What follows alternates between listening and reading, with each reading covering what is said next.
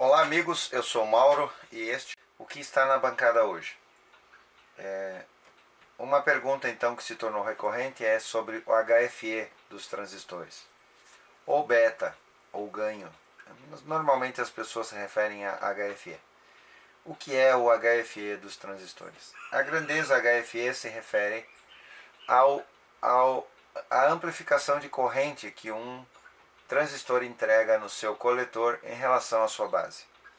Isto é, claro, um resumo daquilo que a teoria nos apresenta. Se você trabalha com aparelhos eletrônicos em que depende bastante do HFE do transistor, você tem que entrar melhor nessa teoria. Por exemplo, se você trabalha com amplificadores de áudio, principalmente se são amplificadores hi-fi,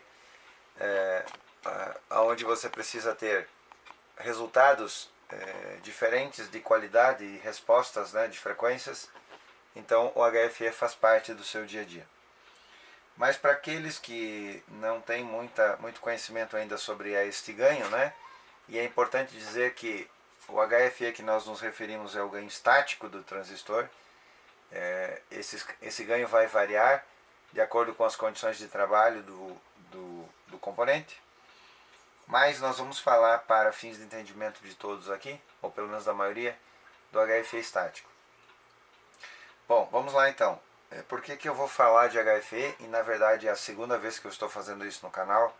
Eu vou deixar aí para vocês um vídeo em que eu falei sobre o HFE já no passado, enquanto estava trabalhando na restauração do gerador de RF Labo. E hoje eu vou voltar no assunto por um motivo. Este é o meu testador de transistores, fabricado pela Sierra Electronic Division, que é uma empresa, ou foi uma empresa, uma divisão da Philco Corporation nos Estados Unidos. Por que eu estou dando atenção a esse instrumento? Ele mostra dois modelos, in-circuit transistor tester modelo 219C, e aqui na tampa ele mostra um outro modelo, TS 1836A/U. Por que eu estou dando atenção a esse instrumento hoje? Porque esse é um instrumento de fabricação para uso militar.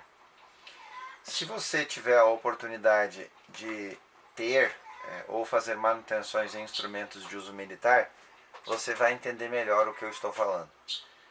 A engenharia e a construção de instrumentos militares, ela é totalmente diferente. E eu já tive essa experiência aqui na bancada. Recentemente eu fiz uma análise e fiz um reparo, não uma restauração porque o aparelho estava perfeito, num testador de válvulas fabricado para uso militar. Este então é um testador de transistores. Ele mede o beta, que é o HFE.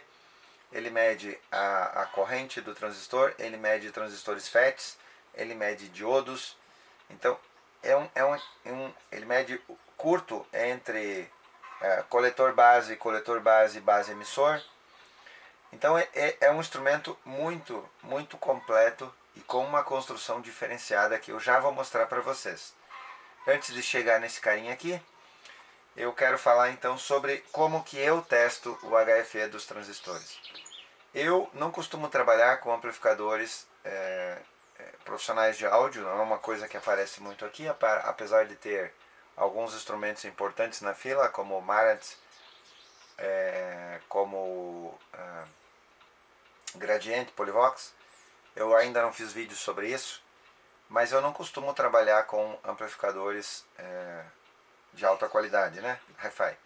Mas eu trabalho muito com rádios, com receptores, aonde eu preciso controlar o HFE dos transistores que eu uso. Se eu tenho que testar o HFE dos transistores, eu preciso bons instrumentos confiáveis. Bom, o que eu faço então?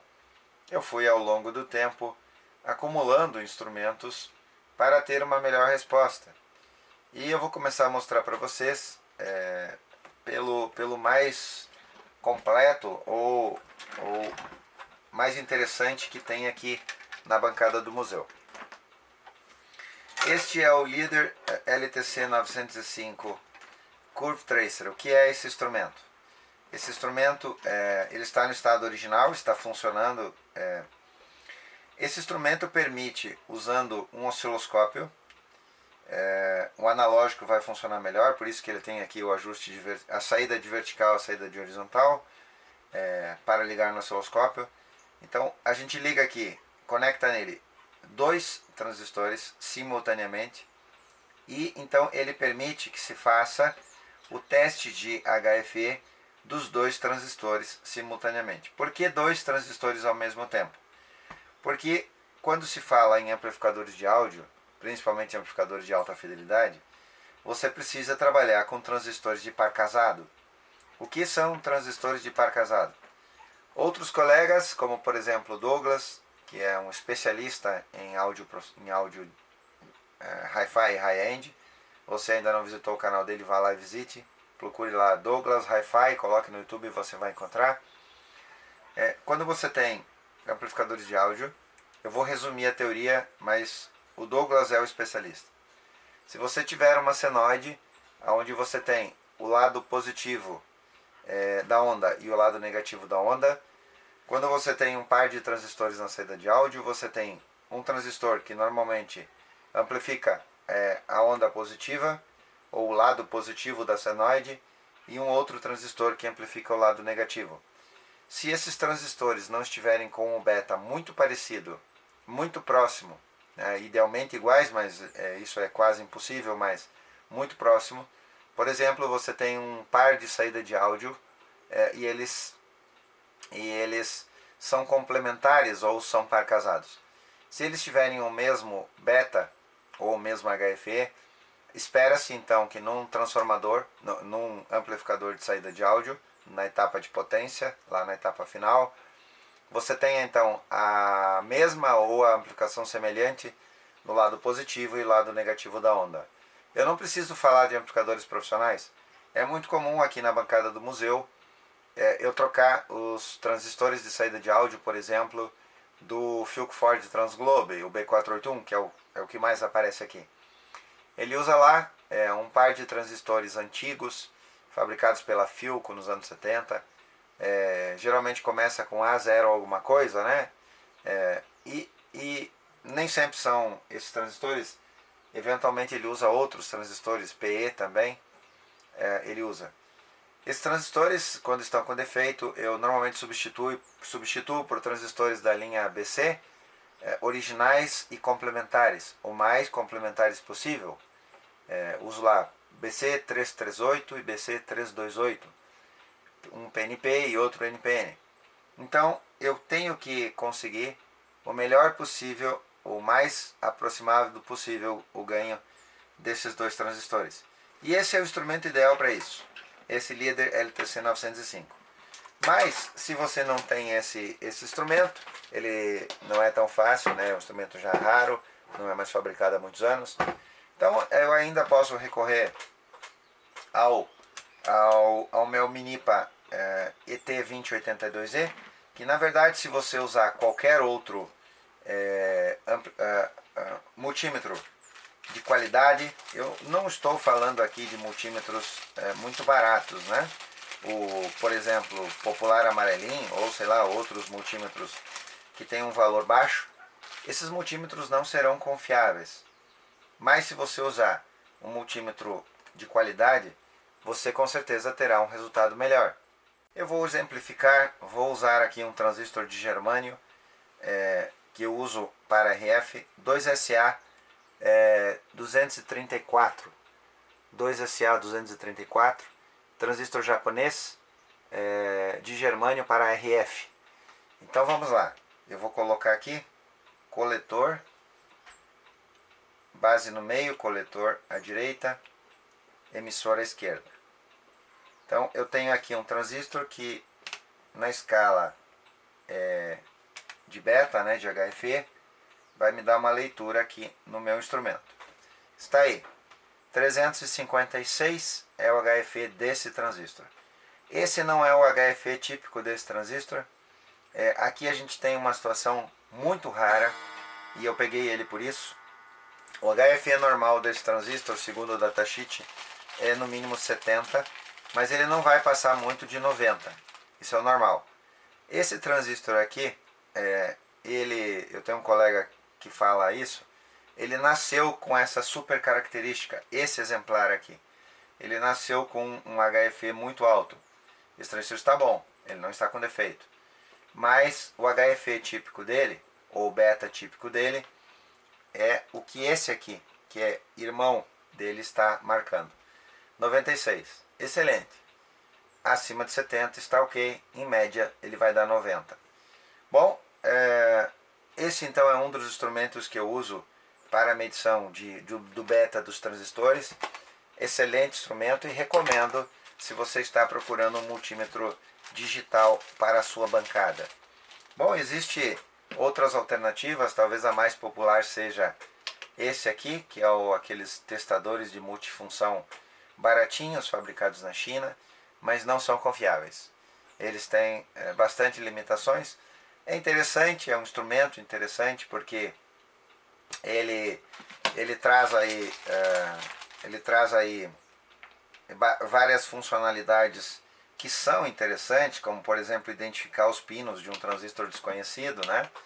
Isso é bem interessante, mas ele deixa bastante a desejar. Olha só, esse transistor aqui que está com HFE 96 naquele lá, olha quanto está medindo aqui, 33. Né? Então, ele tem limitações. Claro, esse instrumento não foi projetado para transistores de germânio. Nós poderíamos até fazer um teste, pegar um transistor de silício, testar ali no Minipa e depois testar aqui nesse cara. Vamos fazer isso? Então eu vou pegar um BC338 original, né? Vamos ver se eu encontro aqui. Todos aqui são originais. BC338 original. Vamos medir ele, o coletor à esquerda aqui. Vamos medir ele primeiro. Ele é um NPN, o coletor fica à esquerda da base, olhando de frente.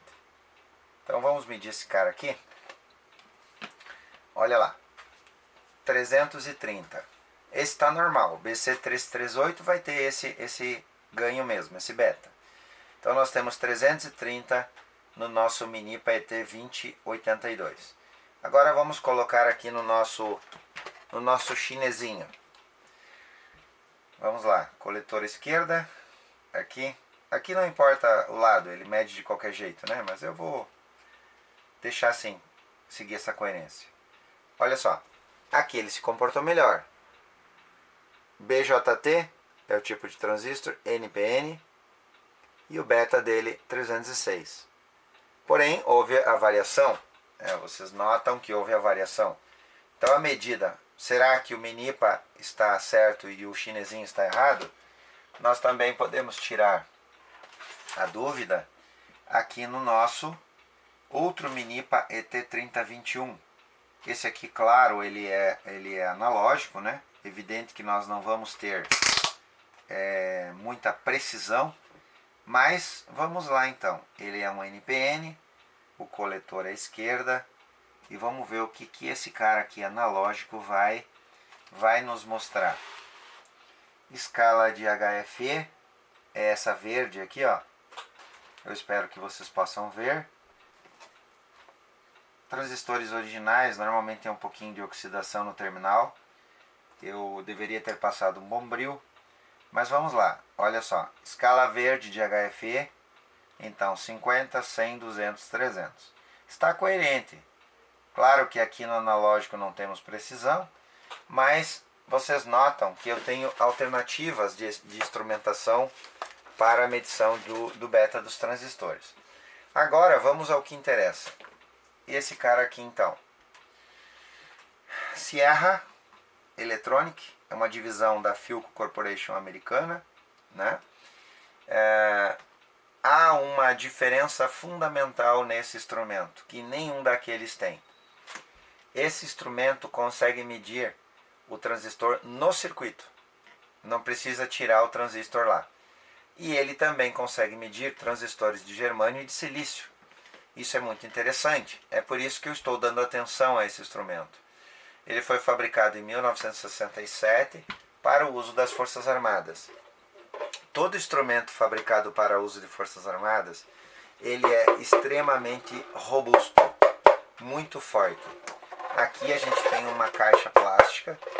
Ele tinha uma tampa que era fechada assim, ele se transformava numa maleta hermética, inclusive à prova d'água. Infelizmente essa tampa se perdeu, mas eu pretendo de alguma forma encontrar alguém que construa, faça uma réplica dessa tampa. Depois eu vou ver isso. Teste 7 transistor TS1836A/U. Ali está o número de série. E aí a gente tem algumas informações. Deixa a tampa de lado e vamos ao instrumento. O que ele tem aqui então? Um galvanômetro muito preciso. Esse galvanômetro estava trancado e eu recorri ao meu amigo Pimenta, que fez a restauração desse galvanômetro. Aqui a gente tem o teste de curto no transistor. Vamos começar ligando ele, né? Aqui ele está desligado. A primeira coisa, se liga ele e se escolhe então se o transistor é PNP ou NPN. Se você é um hobbyista e não sabe o que é PNP ou NPN, eu recomendo que você dê atenção para isso, procure a teoria e entenda bem o que é PNP e NPN. Isso é fundamental. Então, aqui liga para um lado NPN, para o outro PNP. Na chave de funções, ele faz o teste da primeira coisa, ele faz o teste das duas baterias. Ele tem um conjunto de baterias que se chama conjunto de baterias 1, ou BAT 1 e o BAT 2. Quando ele está com as baterias e a gente coloca no 1 e no 2, o ponteiro tem que deflexionar até o verde e ele tem que estar aqui nessa faixa verde. Aí as baterias estão ok. Como ele trabalha só com bateria, então isso é muito importante. Aí depois ele vem para os ranges de escalas de teste. Importante, quando a gente liga ele, o ponteiro deflexiona até até o início da escala. E a escala ela tem um início, ela não começa no 0. Conforme você comuta, ela começa aqui no 3, então ela vai de 3 a 30, depois de 10 a 100, de 30 a 300, de 100 a 1000, e aí ele entra nos testes de corrente, ICO, que ele tem a escala de 50 e a escala de 500, que está aqui embaixo. Aí sim, as escalas de corrente ele deflexiona do 0 para a direita. As escalas do beta ele deflexiona da direita para a esquerda, ao infinito, tem um símbolo do infinito ali. Aí além disso ele testa diodos, que está aqui, e testa transistores FET, de efeito de campo. Então é bastante completo o instrumento.